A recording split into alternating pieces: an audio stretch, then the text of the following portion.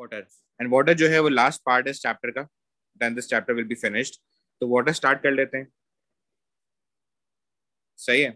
So guys if you talk about water molecule, तो water जो है वो कैसा मॉलिक्यूल है?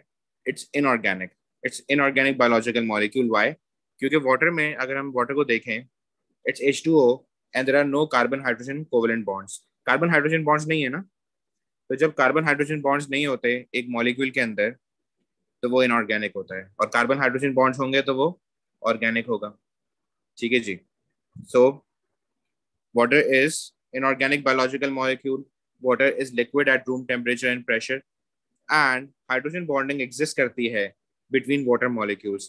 So guys, if you recall hydrogen bonding, तो hydrogen bonding क्या थी? जैसे water molecules हैं तो water molecules हैं, right? So if you look at the water molecule में oxygen है bonded to two hydrogen atoms. So you all know that oxygen जो होता है वो electronegative होता है. Oxygen is highly electronegative. So oxygen क्या करता है? पुल करता है किसके इलेक्ट्रॉन्स को? हाइड्रोजन के इलेक्ट्रॉन्स को, या we can say shared electrons को टुवर्ड्स इटसेल्फ। तो यहाँ पे दो इलेक्ट्रॉन्स शेयर हुए हुए होते हैं ना। किसके इलेक्ट्रॉन्स होते हैं? इसमें से एक इलेक्ट्रॉन ऑक्सीजन का होता है, एक हाइड्रोजन का होता है। ये हमने डिस्कस किया था इफ यू गाइस रिमेंबर। तो क्या होता है कि ऑक्सीजन ज्यादा इलेक्ट्रोनेगेटिव है, तो शेयर्ड इलेक्ट्रॉन्स ऑक्सीजन अपनी तरफ खींच लेता है। तो ऑक्सीजन पे एक पार्शियल चार्ज आ जाता है which is called slightly negative. और हाइड्रोजन पे क्या चार्ज आ जाता है? Slightly positive. इस वाले हाइड्रोजन पे भी स्लाइटली पॉजिटिव आ जाएगा, क्योंकि ऑक्सीजन जो है वो सारे शेयर्ड इलेक्ट्रॉन्स अपनी तरफ पुल कर रहा होता है। ठीक है जी। यहाँ भी ऐसा ही होगा कि हाइड्रोजन पे स्लाइटली पॉजिटिव चार्ज होगा, ये दूसरा मॉलिक्यूल है, और ऑक्सीजन पे स्लाइटली नेगेटिव चार्ज होगा। हाइड्रोजन बॉन्डिंग क्या थी? मैंने आपको बताया था what is hydrogen bonding actually. Hydrogen bonding जो होती है वो ये होती है कि it's a force of attraction between slightly positive hydrogen, क्योंकि स्लाइटली पॉजिटिव चार्ज है हाइड्रोजन के बीच में, तो एक फोर्स ऑफ अट्रैक्शन डेवलप हो जाएगी between slightly positive hydrogen and slightly negative oxygen. ठीक है, तो ये भी हाइड्रोजन बॉन्ड बन रहा है यहाँ पे, राइट। तो दो वाटर मॉलिक्यूल्स के बीच में मैक्सिमम कितने हाइड्रोजन बॉन्ड्स बन सकते हैं? दो हाइड्रोजन बॉन्ड्स बन सकते हैं। ठीक है जी। So these are the hydrogen bonds that are made. Hydrogen bonds क्या हैं? Force of attraction between slightly positive hydrogen and slightly negative oxygen. ठीक है। ये कहा जाता है कि वाटर का जो एमआर है वो बहुत कम है। एमआर का मतलब क्या है? Relative molecular mass. जैसे H2S है और H2O है। H2O क्या है? वाटर। और H2S क्या है? Hydrogen sulphide. सो गाइस आपको पता है हाइड्रोजन सल्फाइड का जो एमआर है वो 34 है, रिलेटिव मॉलिक्यूलर मास, और वाटर का एमआर 18 है। स्टिल हाइड्रोजन सल्फाइड गैस है रूम टेम्परेचर पे, और वाटर जो है वो लिक्विड है रूम टेम्परेचर पे। ये बात समझ में आती है? देखो एमआर जितना ज्यादा होता है ना, एमआर हमेशा याद रहे कि जितना ज्यादा होता है उतना ज्यादा मेल्टिंग और बॉइलिंग होता है, पॉइंट। ठीक है ना। एमआर या रिलेटिव मॉलिक्यूलर मास या एमआर जितना ज्यादा होता है ना, उतना हाई मेल्टिंग पॉइंट होता है और उतना हाई बॉइलिंग पॉइंट होता है। तो यूजुअली जो कंपाउंड्स होते हैं with higher MR, they are liquids and solids at room temperature. यहाँ पे अनयूजुअल देखो, व्हाट इज अनयूजुअल? H2S का एमआर 34 है और वो स्टिल वो एक गैस है, जबकि वाटर का एमआर 18 है और वो लिक्विड है। How is that possible? Water का एमआर तो कम है, वाटर को तो गैस होना चाहिए था। It is all possible because of the hydrogen bonds. Hydrogen bonds are very strong. बात समझ में आई? Hydrogen bonds are stronger than the other intermolecular forces. जो दूसरी इंटरमोलिकुलर फोर्सेस होती हैं, जैसे कि हाइड्रोफोबिक इंटरेक्शंस हो गई, या जिन्हें हम वेन डर वाल्स फोर्सेस भी कहते हैं, तो हाइड्रोजन बॉन्ड्स कंपेरेटिवली उनसे स्ट्रॉन्ग होते हैं। अगर तुम लोग केमिस्ट्री पढ़ रहे हो तो केमिस्ट्री में तुम लोगों ने 3 तरह की इंटरमोलिकुलर फोर्सेस पढ़ी होंगी। हाइड्रोजन बॉन्ड्स पढ़े होंगे, ठीक है, वेन डर वाल्स फोर्सेस पढ़ी होंगी, और डाइपोल डाइपोल इंटरेक्शंस पढ़ी होंगी। ठीक है, तो इसमें सबसे ज्यादा स्ट्रॉन्ग हाइड्रोजन बॉन्ड्स होते हैं, जिसकी वजह से वाटर मॉलिक्यूल्स एक दूसरे से करीब होते हैं और वाटर लिक्विड होता है। Any problem in this? All clear? सब कुछ समझ में आ गया?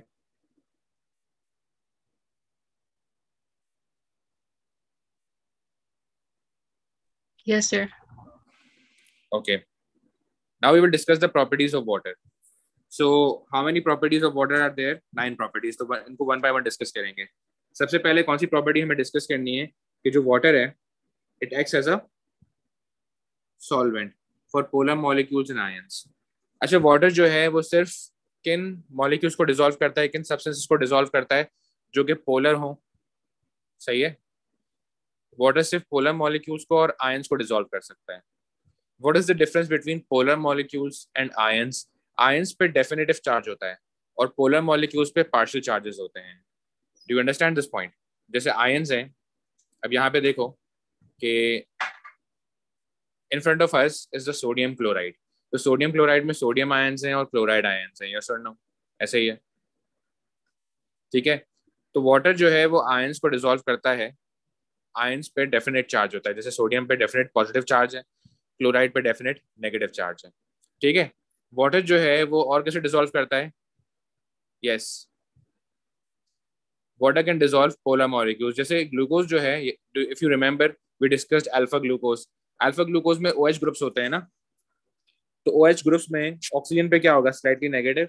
और हाइड्रोजन पे क्या होगा? Slightly positive charge. Do you understand this point? तो ऐसे मॉलिक्यूल्स जिनमें स्लाइटली नेगेटिव और स्लाइटली पॉजिटिव चार्जेस हो, जिन्हें हम पोलर मॉलिक्यूल्स बोलते हैं. मैंने आपको पहले ही पढ़ाया था कि पोलर मॉलिक्यूल्स कौन से होते हैं? जिन पे पार्शियल चार्जेस होते हैं. तो वाटर जो है उन मॉलिक्यूल्स को डिसॉल्व करता है जिनमें पार्शियल चार्जेस होते हैं, और वाटर मॉलिक्यूल्स उन आयंस को डिसॉल्व करते हैं. मतलब आयंस को इसलिए डिसॉल्व करते हैं क्योंकि आयंस चार्ज हैं. समझ में आ गई बात?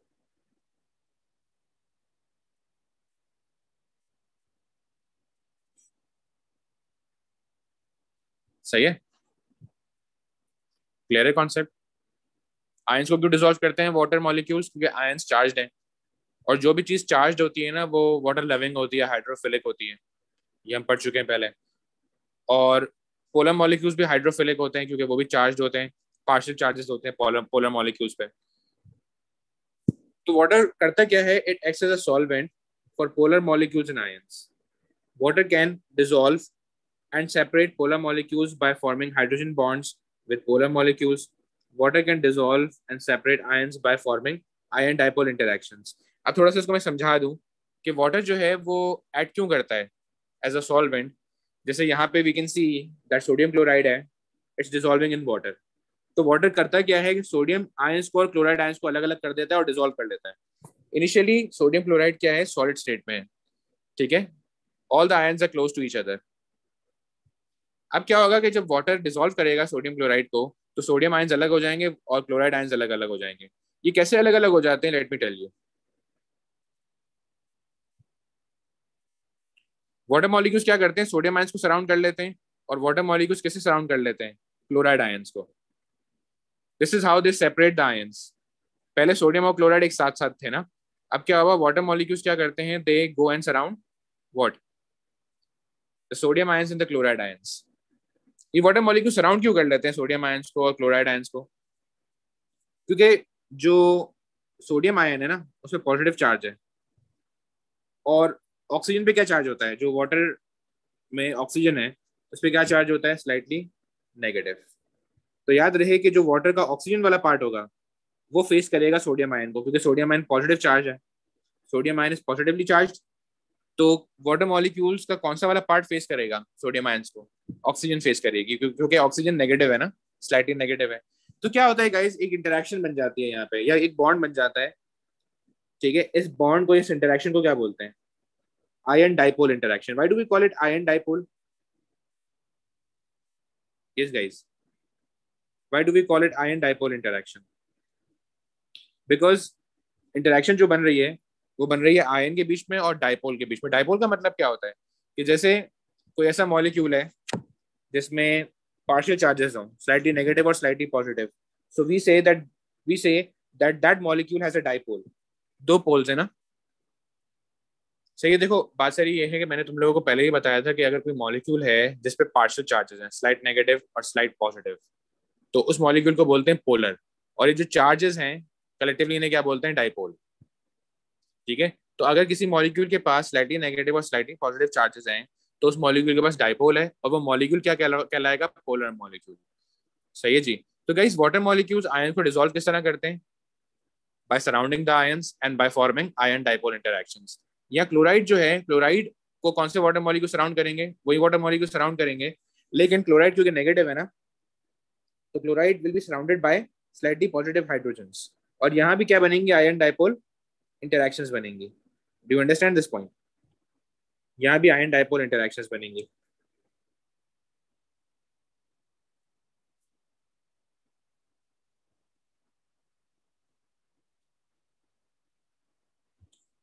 सही है जी. अच्छा, इट्स वेरी वेरी इंपॉर्टेंट कि प्लीज याद रहे कि जब वाटर मॉलिक्यूल्स आयंस को डिसॉल्व करते हैं ना, तो water molecules are not making hydrogen bonds with ions. Please be careful. Ions से वाटर मॉलिक्यूल्स हाइड्रोजन बॉन्ड्स नहीं बनाते. क्या बनाते हैं? आयन डाइपोल इंटरैक्शंस बनाते हैं. समझ में आ रहा है लॉजिक? ये हाइड्रोजन बॉन्डिंग नहीं करेंगे. वाटर मॉलिक्यूल्स आपस में हाइड्रोजन बॉन्डिंग करते हैं, आयंस से वो हाइड्रोजन बॉन्डिंग नहीं कर सकते. क्यों? क्योंकि हाइड्रोजन बॉन्डिंग के लिए क्या चाहिए? Slightly positive oxygen, sorry slightly positive hydrogen and slightly negative oxygen. ये हमने पढ़ा था ना. मैंने आपको ये भी चीज बताई थी कि हाइड्रोजन बॉन्डिंग के लिए स्लाइटली पॉजिटिव हाइड्रोजन होना चाहिए एक मॉलिक्यूल में, और दूसरे मॉलिक्यूल में स्लाइटली नेगेटिव ऑक्सीजन होना चाहिए. ये स्लाइटली नेगेटिव नाइट्रोजन भी होगा तब भी हो जाएगी हाइड्रोजन बॉन्डिंग. ये मैंने आपको पहले पढ़ाया था. नाइट्रोजन भी हो सकता है स्लाइटली नेगेटिव. ठीक है जी. तो खैर यहाँ पे जब आयंस को डिसॉल्व कर रहा है water, it's forming ion dipole interactions and not hydrogen bonds. लेकिन यहाँ पे देखो कि ये ग्लूकोज है जो कि एक पोलर मॉलिक्यूल है. जब वाटर इसको डिसॉल्व कर रहा है तो क्या कर रहा है? हाइड्रोजन बॉन्ड्स बना रहा है. Let me illustrate this for you. कि देखो यहाँ पे तुम सबको पता है कि ये कौन सा मॉलिक्यूल है? This is alpha glucose. हम पढ़ चुके हैं. एंड अल्फा ग्लूकोज में तुम सबको पता है क्या है? OH ग्रुप्स हैं.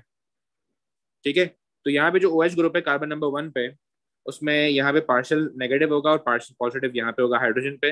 हाइड्रोजन स्लाइटली पॉजिटिव होगा और ऑक्सीजन स्लाइटली नेगेटिव होगा. देन यहाँ पे वाटर मॉलिक्यूल्स हैं जो ग्लूकोज को आगे सराउंड करेंगे. यस और नो? तो यहाँ पे स्लाइटली नेगेटिव होगा ऑक्सीजन पे, हाइड्रोजन पे स्लाइटली पॉजिटिव होगा. यस और नो?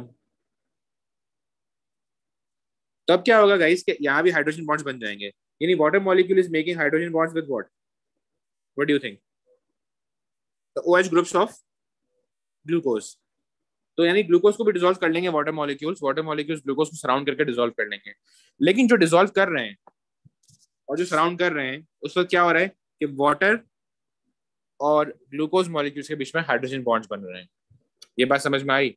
तो तुम लोगों ने क्या सीखा कि जब वाटर पोलर मॉलिक्यूल्स को डिसॉल्व करता है तो हाइड्रोजन बॉन्ड्स बनाता है, लेकिन जब वाटर डिसॉल्व कर रहा है आयंस को तो वो हाइड्रोजन बॉन्ड्स नहीं बना रहा है, वो आयन डाइपोल इंटरैक्शंस बना रहा है. ये बात समझ में आती है? इसमें कोई कंफ्यूजन है?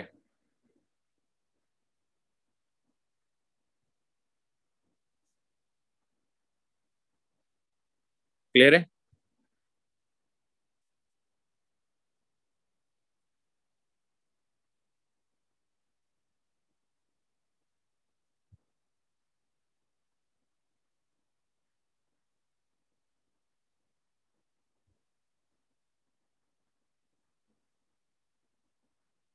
Yes, sir, clear. ओके. सो मुझे बताओ कि इससे फायदा क्या होता है कि जब वाटर जो है वो डिसॉल्व कर लेगा आयंस को और पोलर मॉलिक्यूल्स को, इससे फायदा क्या होगा कि इससे फायदा ये होगा कि मॉलिक्यूल्स और आयंस सेपरेट हो जाएंगे, और जब वो सेपरेट हो जाएंगे तो वो फिर इजीली रिएक्ट कर सकते हैं ना एक दूसरे से. ये बात समझ में आ रही है कि अगर सोडियम और क्लोराइड साथ रहेंगे तो सोडियम किसी से रिएक्ट नहीं करेगा. ऐसे ही होता है ना?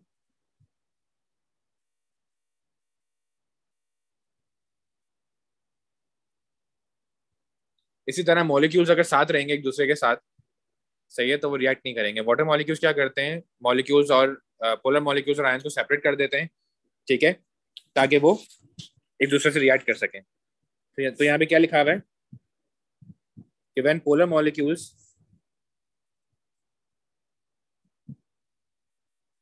and ions are dissolved and separated, they can easily react with each other. So what is a medium for chemical reactions? अब याद रहे कि एग्जामिनर पूछता है कि वाटर की एक स्पेसिफिक प्रॉपर्टी किस वजह से है. ठीक है, जैसे अब ये जो सॉल्वेंट प्रॉपर्टी है वो क्यों है वाटर की? This property of water is due to dipole nature. सही है, या इसको थोड़ा सा और बेहतर कर देंगे, क्या लिख सकते हैं इसकी जगह हम? यस,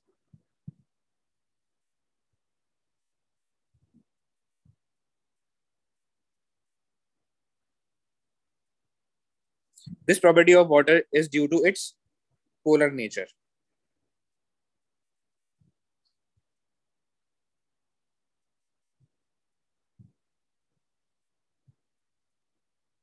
वाटर जो है वो सॉल्वेंट की तरह क्यों ऐड करता है? क्योंकि वाटर पोलर है। कैन यू राइट कि वाटर हाइड्रोजन बॉन्ड्स बनाता है इसलिए वो एक सॉल्वेंट है? इज दिस ट्रू या ये ट्रू नहीं है? It is partially true, not completely true, क्योंकि मैंने आपको अभी बताया आयंस को डिसॉल्व करने के लिए वाटर हाइड्रोजन बॉन्ड्स नहीं बनाता, वाटर आयन डाइपोल इंटरेक्शंस बनाता है। तो याद रहे कि वाटर आयन डाइपोल इंटरेक्शंस क्यों बना पाता है? क्योंकि वाटर पोलर है, उसके पास पार्शियल नेगेटिव और पार्शियल पॉजिटिव चार्ज है। और वाटर हाइड्रोजन बॉन्ड क्यों बना पाता है? क्योंकि उसके पास partial positive partial negative charge है। तो देखो कुछ मॉलिक्यूल्स को वाटर जो डिसॉल्व कर रहा है, सॉरी जैसे वाटर जो है वो पोलर मॉलिक्यूल्स को डिसॉल्व कर रहा है तो वो हाइड्रोजन बॉन्ड बना रहा है, और आयंस को डिसॉल्व कर रहा है तो आयन डाइपोल इंटरेक्शन बना रहा है। तो ये दोनों इंटरेक्शंस जो कि हाइड्रोजन बॉन्ड है या आयन डाइपोल इंटरेक्शन है, ये क्यों बन पाती है? क्योंकि वाटर जो है वो पोलर है इन नेचर। सॉल्वेंट के लिए कभी भी आप ये मत लिखना कि वाटर सॉल्वेंट है क्योंकि वो हाइड्रोजन बॉन्ड्स बनाता है। यू विल ऑलवेज राइट कि वो पोलर है इसलिए वो सॉल्वेंट है, पोलर मॉलिक्यूल्स और आयंस का।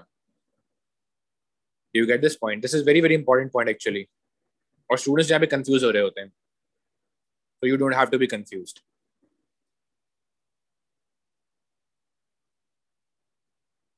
ओके, नेक्स्ट प्रॉपर्टी क्या है वाटर की? Water acts as a transport medium. Obviously water solvent है तो वो क्या कर सकता है, वो ट्रांसपोर्ट मीडियम की तरह भी एक्ट करता है। जैसे तुम सबको पता है कि जो हमारा ब्लड है, ब्लड में बहुत सारी चीजें ट्रांसपोर्ट हो रही हैं by dissolving in water, right?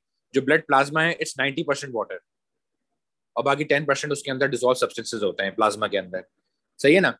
तो वाटर जो है वो सब्सटेंसेज को डिजोल्व करके ट्रांसपोर्ट करता है। तो अगेन जो ट्रांसपोर्ट मीडियम की प्रॉपर्टी है वो सॉल्वेंट की वजह से है ना। तो because water can dissolve polar molecules and ions, water has a dipole, yeah, water is what? Water has a dipole, or we can say water is polar। ठीक है, अब जैसे यहाँ पे ट्रांसपोर्ट मीडियम की बात की गई है ना, तो मैंने क्या बताया था कि many polar molecules and ions they dissolve in water and are transported in solution from one point to another। Examples क्या है कि ब्लड प्लाज्मा 90% वाटर है, many substances are dissolved in blood plasma and are transported in solution। इसके अलावा तुम लोगों को याद होगा जाइलम फ्लोम, तो जो मिनरल आयंस हैं they are dissolved in xylem vessels, how? By dissolving in water। So mineral ions are dissolved in water and are transported in solution up the xylem vessels। Sucrose and amino acids are dissolved in water and transported in solution along the phloem vessels। ठीक है, तो plants में जो xylem और phloem vessels में substances transport हो रहे हैं they are transported by dissolving in water. Blood में, हमारे ब्लड में जो जो सब्सटेंसेस ट्रांसपोर्ट हो रहे हैं they are transported by dissolving in water. सही है,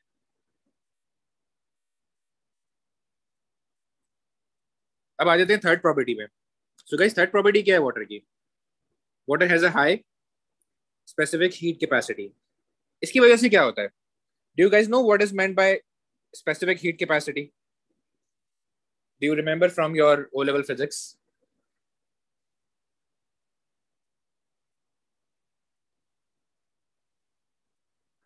याद रहे कि स्पेसिफिक हीट कैपेसिटी क्या होती है? स्पेसिफिक हीट कैपेसिटी बेसिकली ये होती है कि एनर्जी रिक्वायर्ड होती है, कितनी एनर्जी रिक्वायर्ड है to change the temperature of a substance of a temperature of 1 gram of a substance by 1 degree Celsius या 1 केल्विन। ठीक है, अगर मैं एग्जांपल देके बताऊं तो स्पेसिफिक हीट कैपेसिटी क्या होगी कि अगर फॉर एग्जांपल मेरे पास वाटर है, ठीक है, और वाटर का टेम्परेचर मेरे पास 1 ग्राम वाटर है, ज्यादा नहीं है, 1 ग्राम मेरे पास वाटर है, और मुझे उसका टेम्परेचर राइज करवाना है बाय 1 डिग्री सेल्सियस, तो मुझे कितनी एनर्जी प्रोवाइड करनी पड़ेगी? That is the specific heat capacity of water. Are you getting my point और नो? फॉर एग्जाम्पल, अगर मेरे पास ऑयल है, 1 ग्राम ऑयल है मेरे पास, और मुझे 1 ग्राम ऑयल का टेम्परेचर राइज करवाना है बाय 1 डिग्री। सही है जी? सही है। तो मुझे कितनी हीट एनर्जी प्रोवाइड करनी पड़ेगी? That is the specific heat capacity. ये बात समझ में आती है? स्पेसिफिक हीट कैपेसिटी क्या है? Amount of heat energy required to change the temperature of a unit mass of a substance by 1 Kelvin or 1 degree Celsius. And what is meant by unit mass of a substance? 1 gram of a substance. So अगर हम कह रहे हैं कि if I'm saying that water has a high specific heat capacity, what does that mean?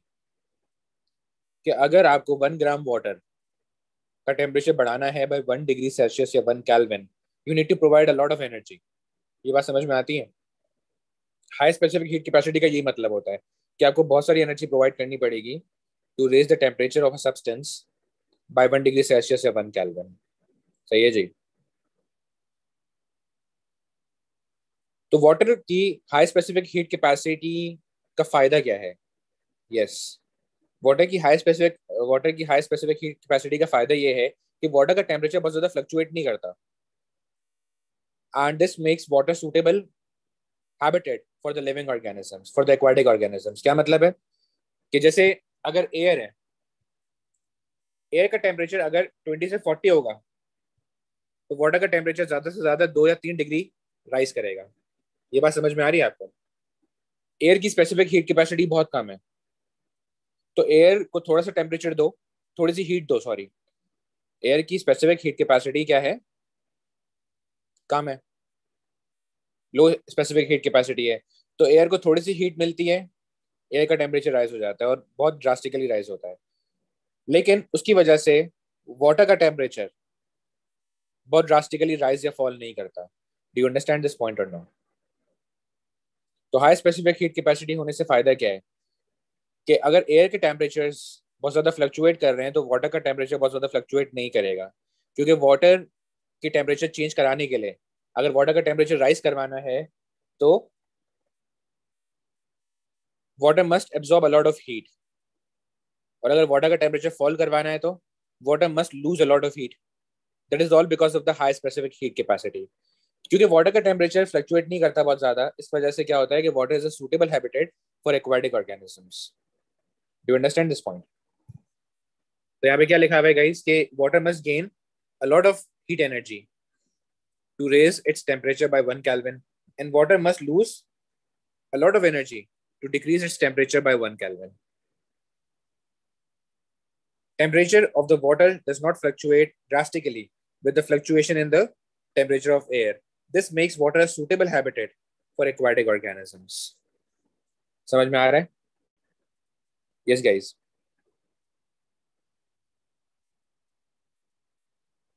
Clear है ये concept जो मैंने आपको बताया?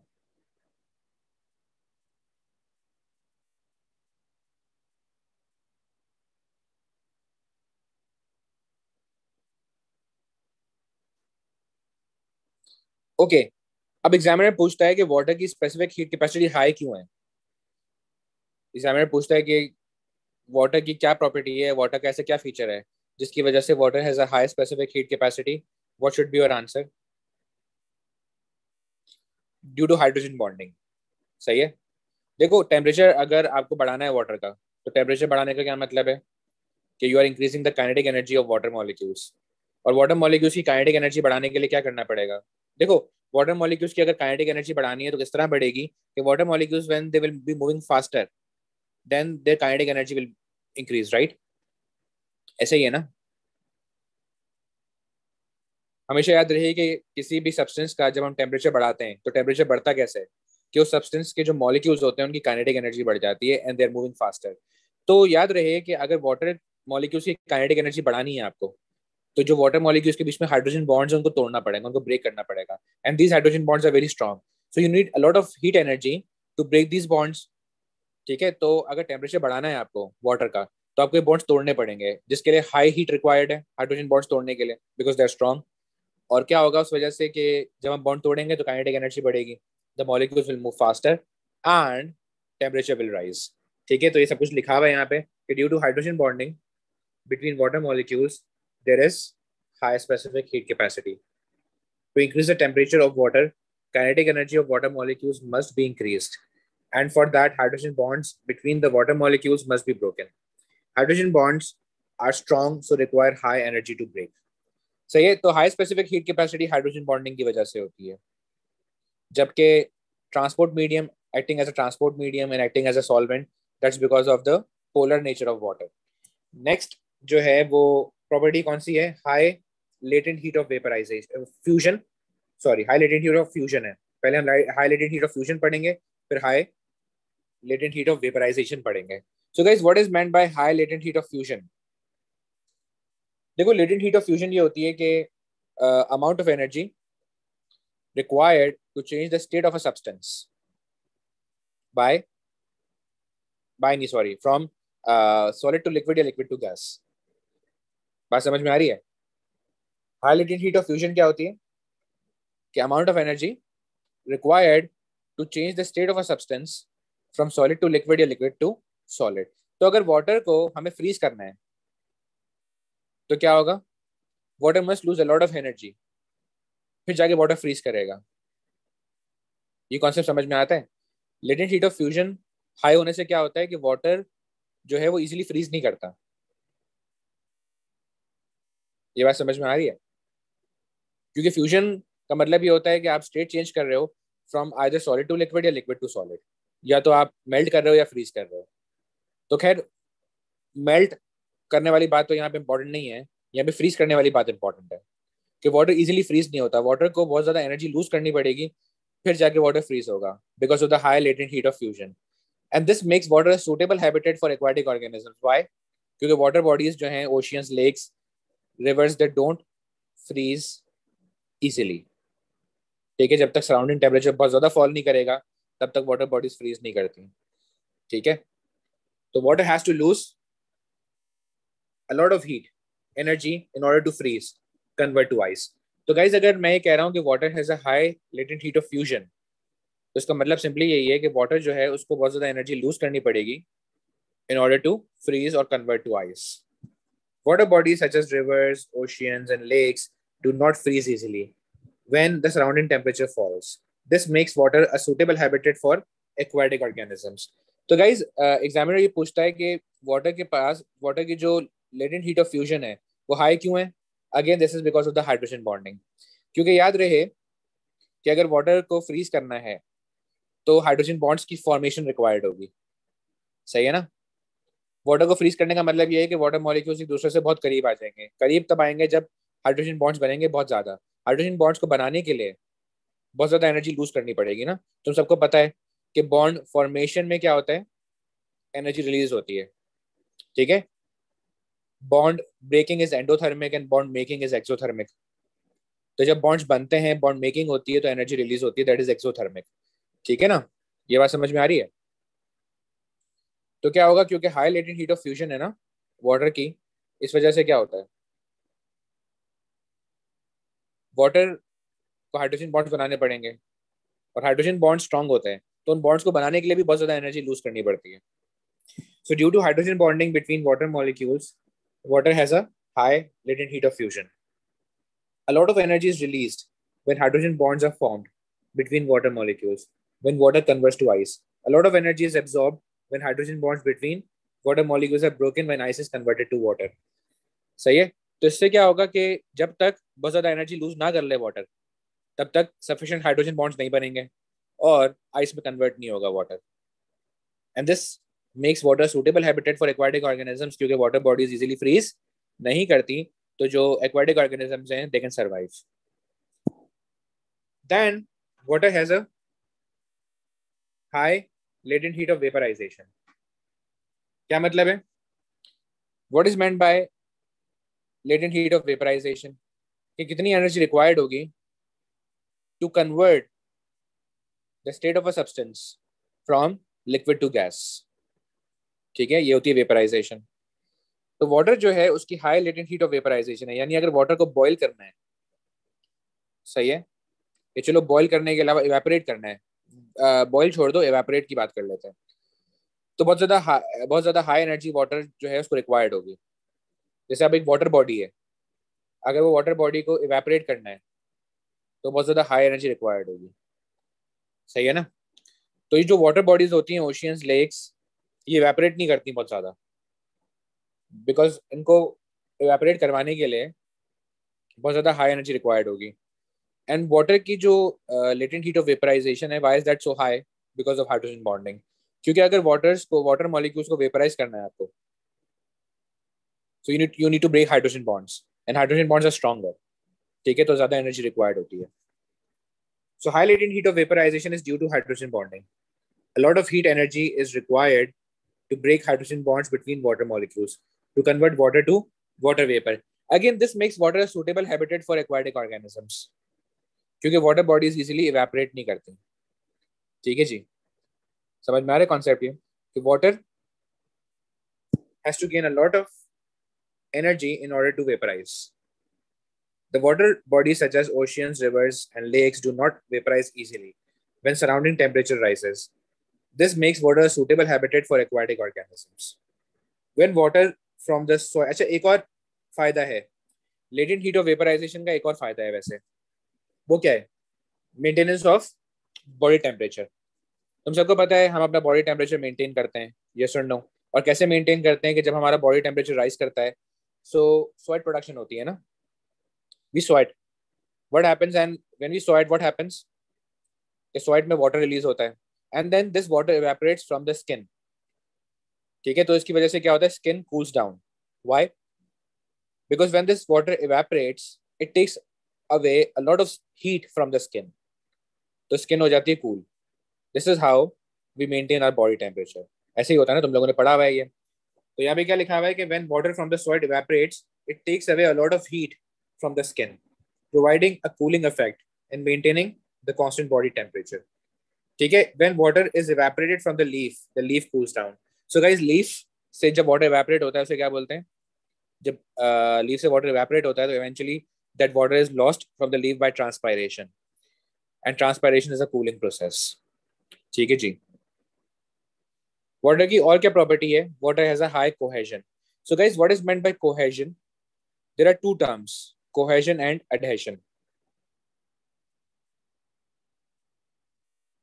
कोहेजन क्या होती है और एडहेशन क्या होती है? कोहेजन जो है, it's attraction between similar molecules. जैसे वाटर मॉलिक्यूल्स सिमिलर मॉलिक्यूल्स है ना, तो जो सिमिलर मॉलिक्यूल्स के बीच में अट्रैक्शन होती है उसे कोहेजन बोलते हैं। And what is adhesion? Adhesion is the attraction between different molecules. Attraction is between the different molecules, so this is adhesion. जैसे सेल्यूलोज मॉलिक्यूल है और वाटर मॉलिक्यूल है, इन दोनों के बीच में अगर अट्रैक्शन हो रही है तो वो है एडहेशन। ये बात समझ में आती है? Adhesion is attraction between different molecules. Cohesion is the attraction between similar molecules. तो याद रहे कि adhesion में D आता है, D for different molecules. Cohesion में D नहीं आता. This is how you can memorize. तो guys, water जो है उसमें cohesion होगी या adhesion होगी? Cohesion होगी ना, क्योंकि water सारे similar molecules हैं. And बड़ी strong cohesion होती है, high cohesion होती है। क्यों?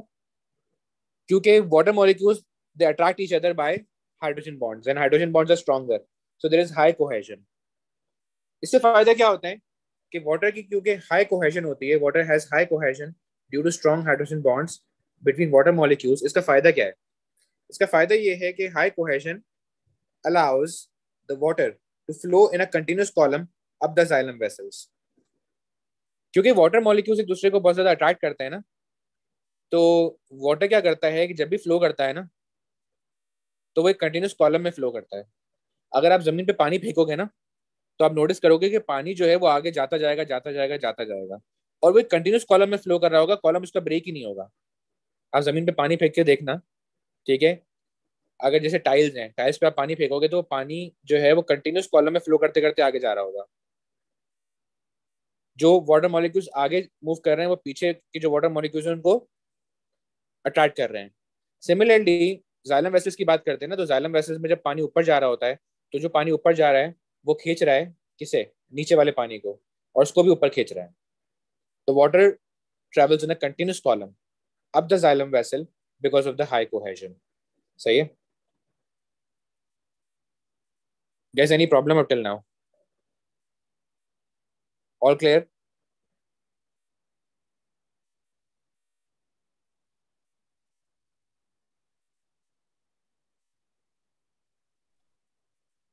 Yes, sir. Okay. Okay. Then water has another property that is high surface tension. So what is meant by surface tension? जो मॉलिक्यूल सरफेस पे होते हैं ना किसी भी लिक्विड में, वो मॉलिक्यूल्स एक दूसरे को अट्रैक्ट करते हैं, ठीक है? And when these molecules attract each other, they create a tension on the surface. ठीक है? सरफेस हो जाता है टेंस या सरफेस हो जाता है स्ट्रॉन्ग. सरफेस टेंशन समझते हो क्या होती है सरफेस टेंशन? कि किसी भी लिक्विड में जो मॉलिक्यूल सरफेस पे होते हैं वो अगर एक दूसरे को अट्रैक्ट कर रहे हैं स्ट्रांगली, तो क्या होगा, जो सरफेस होगा ना वो टेंस हो जाएगा. अब टेंस हो गए सरफेस के साथ क्या हो सकता है, सरफेस फोल्ड कर सकता है. जैसे यहाँ पे हम देख सकते हैं कि सरफेस फोल्ड कर रहा है. ठीक है, ये बात समझ में आ रही है? और सरफेस जो है वो स्ट्रांग हो जाता है क्योंकि मॉलिक्यूल्स जो सरफेस पे होते हैं वो एक दूसरे को स्ट्रांगली अट्रैक्ट कर रहे होते हैं. So water has a very high surface tension. And इसका फायदा क्या है कि जो स्मॉल इंसेक्ट्स हैं such as pond skaters can rest or slide over the surface of water without breaking the surface of water. जैसे यहाँ पे तुम लोग देख सकते हो कि ये क्या है, पॉन्ड स्केटर है. पॉन्ड स्केटर क्या करता है कि वो वाटर के सरफेस पे it can rest and it can slide without breaking of the surface. यानी ये जो पॉन्ड स्केटर है ये पानी के अंदर सिंक नहीं करेगा. ठीक है, ये क्या करेगा कि रेस्ट कर सकता है और स्लाइड भी कर सकता है without breaking the surface of water. हाँ, अब देखो ये सरफेस इतना भी स्ट्रांग नहीं है कि कोई और एनिमल जो हैवी वेट एनिमल है वो जाए और ये सरफेस ब्रेक ना हो. हम तो जाएंगे सरफेस फौरन ब्रेक हो जाता है. तो सरफेस टेंशन किसके लिए है? स्मॉल इंसेक्ट्स के लिए है. मतलब वाटर की सरफेस टेंशन इतनी हाई है कि वो स्मॉल इंसेक्ट्स को सपोर्ट कर सकती है. कि स्मॉल इंसेक्ट्स जो हैं जैसे कि pond skaters, they will not sink, they can rest and slide over the surface of water. ठीक है,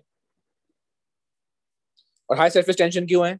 अगेन हाइड्रोजन बॉन्डिंग की वजह से, क्योंकि सरफेस पे जो मॉलिक्यूल्स हैं they are attracting each other by hydrogen bonding. ठीक है जी. So high cohesion is due to hydrogen bonding and high surface tension is again due to hydrogen bonding.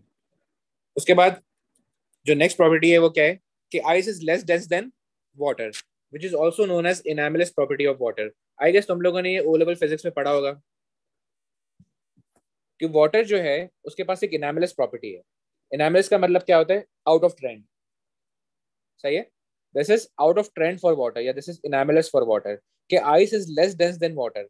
Normally कोई भी सब्सटेंस देख लो, कोई भी कंपाउंड देख लो, solids are more denser than liquids and liquids are more denser than gases. ये rule है.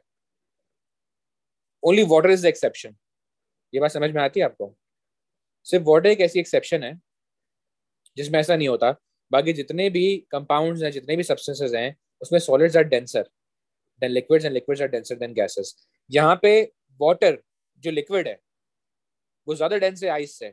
आइस सॉलिड है, आइस सॉलिड होके कम डेंस है. यहाँ पे चेक करो, ग्राफ बनाया हुआ है यहाँ पे. ग्राफ में क्या है? डेंसिटी है वाई एक्सिस पे और टेम्परेचर है एक्स एक्सिस पे. सो यू कैन सी कि जो आइस है उसकी डेंसिटी कितनी है? कम है as compare to the water. And एक और चीज नोटिस करो कि as we change the temperature water की डेंसिटी चेंज हो रही होती है. ये समझ में आ रही है? यानी वाटर की डेंसिटी ऐसी है कि जो टेम्परेचर पे डिपेंड कर रही है, टेम्परेचर की वजह से चेंज होती है. वाटर की मैक्सिमम डेंसिटी 4 डिग्री पे होती है. 4 डिग्री सेल्सियस पे वाटर की डेंसिटी मैक्सिमम है. दैट इज 1 ग्राम पर centimetre cube, sorry centimetre square. ठीक है, बल्कि डेंसिटी सेंटीमीटर स्क्वायर नहीं होगी, सेंटीमीटर क्यूब ही होगी. Because density is mass per unit volume, right? तो वॉल्यूम होता है सेंटीमीटर क्यूब में. ठीक है जी, सही है. So this is anomalous property of water जिसमें ice is less dense than water. And one more thing is that कि वाटर जो है डिफरेंट टेम्परेचर्स पे वाटर की डेंसिटी डिफरेंट है. तो इससे फायदा क्या होता है? What is the benefit? कि अगर सराउंडिंग टेम्परेचर फॉल कर रहा है सराउंडिंग टेम्परेचर अगर फॉल कर रहा है and if the water body is losing a lot of heat, ठीक है, तो जो सरफेस पे वाटर होगा वो क्या होगा, आइस बन जाएगा ना। वाटर जो सरफेस पे होगा ना वो फ्रीज करेगा। अब इससे क्या होगा कि अगर ये आइस ज्यादा डेंस होती, ये सिंक कर जाती। यस और नो? सोचो कि अगर वाटर बॉडी है वो हीट लूज कर रही है और उसके सरफेस पे आइस फॉर्म हो गई, तो अगर ये आइस ज्यादा डेंस होती ना तो ये आइस सिंक कर जाती और नीचे जो पानी है वो ऊपर आ जाता और फिर वो फ्रीज हो जाता। समझ में आ रही है बात? कि अगर यहाँ पे सरफेस पे वाटर फ्रीज कर जाए और अगर आइस ज्यादा डेंस हो तो आइस कहाँ जाएगी, नीचे जाएगी, सिंक कर जाएगी। तो नीचे वाला पानी ऊपर आएगा, फिर वो भी फ्रीज कर जाएगा। फिर जो ऊपर आइस थी वो वापस सिंक करेगी और नीचे से और पानी ऊपर आएगा। Are you getting my point? So this will be a continuous cycle. तो आइस बन बन के सिंक होती रहेगी और पानी ऊपर आता जाएगा और वो भी फ्रीज होता जाएगा। तो पूरी वाटर बॉडी फ्रीज हो जाएगी। ये लॉजिक समझ में आता है आपको? कि अगर आइस ज्यादा डेंस होती पानी से तो क्या होता, अगर वाटर से आइस ज्यादा डेंस होती तो आइस जैसी बनती सरफेस पे वो सिंक कर जाती और नीचे वाला पानी ऊपर आ जाता, फिर वो भी फ्रीज हो जाता। फिर जो ऊपर आइस बनी थी वो नीचे जाती, सिंक करती और नीचे वाला पानी ऊपर आ जाता। तो इस तरह पूरी वाटर बॉडी फ्रीज कर जाती। लेकिन ऐसा नहीं होता। क्या होता है कि जैसे ही सरफेस पे पानी फ्रीज करता है तो आइस बन जाती है और आइस फ्लोट करती है पानी के सरफेस पे, यानी पानी नीचे रहेगा और आइस फ्लोट करेगी क्योंकि ice is less dense because of the anomalous property of water. और आइस क्या करती है, ice acts as a heat insulator, it minimises heat losses. तो क्या होगा कि आइस जो है वो फॉर्म होके जो वाटर है नीचे, ठीक है, उस पर फ्लोट करेगी और उसको इंसुलेट करेगी, यानी जो नीचे वाटर है वो ज्यादा हीट लूज नहीं करेगा तो वो फ्रीज नहीं करेगा। बात समझ में आई? तो बेनिफिट देखा? बेनिफिट क्या हुआ कि वाटर बॉडीज फ्रीज नहीं करती कंप्लीटली। सही है? तो यहाँ पे क्या लिखा हुआ है कि what is the advantage when water on the surface of the water body freezes into ice. This ice floats on the surface of water beneath it. The ice insulates the water beneath it, minimizing the heat losses. This prevents freezing of the entire water body, again making the water a suitable habitat for aquatic organisms. अच्छा, एक और फायदा है इसका, क्योंकि देखो water जो है ना, डिफरेंट टेम्परेचर्स पे वाटर की डिफरेंट डेंसिटीज हैं। तो क्या होता है कि वाटर सर्कुलेट करता रहता है। ये बात समझ में आ रही है आपको? सर्कुलेट करने का मतलब समझते हो? कि जैसे वाटर की डेंसिटी कहाँ है, वाटर की डेंसिटी सबसे ज्यादा किस टेम्परेचर पे, 4 डिग्री पे। तो समझो कि वाटर जो है ये ऊपर वाटर है, ये ऊपर वाटर की लेयर है और ये नीचे वाली लेयर है। समझो अगर ये 2 डिग्री हो गई और ये 4 डिग्री, तो क्या होगा, 4 डिग्री पर डेंसिटी ज्यादा होती है तो ये वाला पानी ऊपर आ जाएगा और ये वाला पानी नीचे आ जाएगा। ये लॉजिक समझ में आती है आपको? सॉरी मैंने उल्टा बोल दिया कि ये 4 डिग्री सेल्सियस पे है और ये 2 डिग्री पे, फॉर एग्जाम्पल। तो 4 डिग्री की डेंसिटी ज्यादा है ना, तो ये वाला पानी नीचे आ जाएगा और 2 डिग्री वाला पानी ऊपर चले जाएगा। तो क्योंकि डिफरेंट टेम्परेचर्स पे वाटर की डेंसिटी डिफरेंट होती है ना, तो वाटर क्या करता रहेगा, सर्कुलेट करता रहता है इन अ ओशियन और इन अ लेक। क्योंकि होता यह है कि जब तक ऐसा हो कि सराउंडिंग टेम्परेचर जब बहुत ज्यादा फॉल ना कर जाए तो सरफेस पे टेम्परेचर तब जाके जो है वो कम होता है। जब सराउंडिंग टेम्परेचर बहुत ज्यादा फॉल कर जाए, जैसे माइनस में चले जाए या जीरो हो जाए, तो फिर जो सरफेस होता है उसका टेम्परेचर फॉल कर रहा होता है। नहीं तो नॉर्मली क्या होता है कि सरफेस पे जो पानी होता है उसका टेम्परेचर ज्यादा ही होता है और जो नीचे वाला पानी होता है उसका टेम्परेचर जो है वो कम होता है। तो जो सरफेस पे वाटर है उसका टेम्परेचर जब ज्यादा होता है ना, तो उस वजह से क्या होता है कि वो सिंक कर जाते हैं नीचे, क्योंकि 4 डिग्री पे मैक्सिमम डेंसिटी है। तो ये पानी सिंक कर जाएगा नीचे और नीचे वाला पानी ऊपर आ जाएगा। This allows circulation of nutrients. इसके अलावा ये भी होता है कि जैसे ये आइस बन गई ना, अब जब ये आइस मेल्ट करेगी तो क्या होगा, इसकी डेंसिटी बढ़ जाएगी और ये सिंक कर जाएगी नीचे और नीचे वाला पानी ऊपर आ जाएगा। तो इससे क्या होगा कि न्यूट्रिएंट्स सरफेस पे आ जाएंगे। तो एग्जामिनर ये पूछता है आपसे कि वाटर की ऐसी कौन सी प्रॉपर्टी है which allows circulation of nutrients, या वाटर की ऐसी कौन सी प्रॉपर्टी है जिसकी वजह से न्यूट्रिएंट्स सरफेस पे आ जाते हैं। तो हम क्या बोलेंगे, ice is less dense than water. Circulation of nutrients is the advantage. Advantage है ना, किसका एडवांटेज है? Ice being less dense than water. Circulation of nutrients. When ice melts, its density increases. So it sinks. The water beneath the ice travels upwards, bringing nutrients to the surface of the ocean.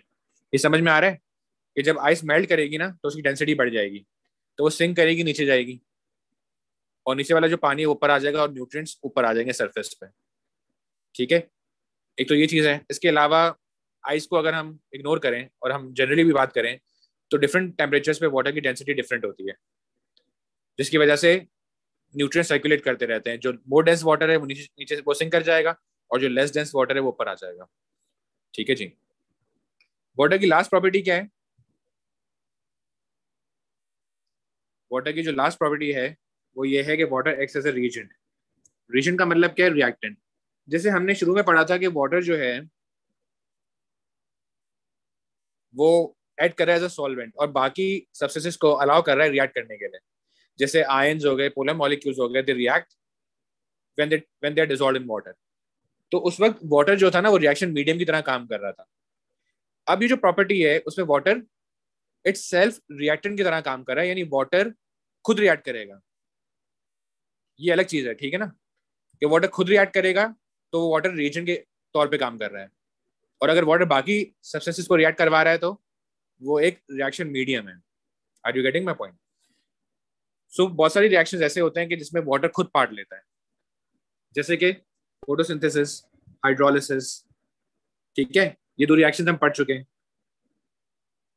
एक reaction हम आगे जाके पढ़ेंगे, that is reaction of carbon dioxide and water to form carbonic acid. ये हम आगे जाके पढ़ेंगे कि कार्बन डाइऑक्साइड जो है वो रिएक्ट करती है वाटर से to form what? Carbonic acid. ये रेड ब्लड सेल में होता है रिएक्शन, तो इसमें भी वाटर ऐड कर रहा है एज अ रिएजेंट या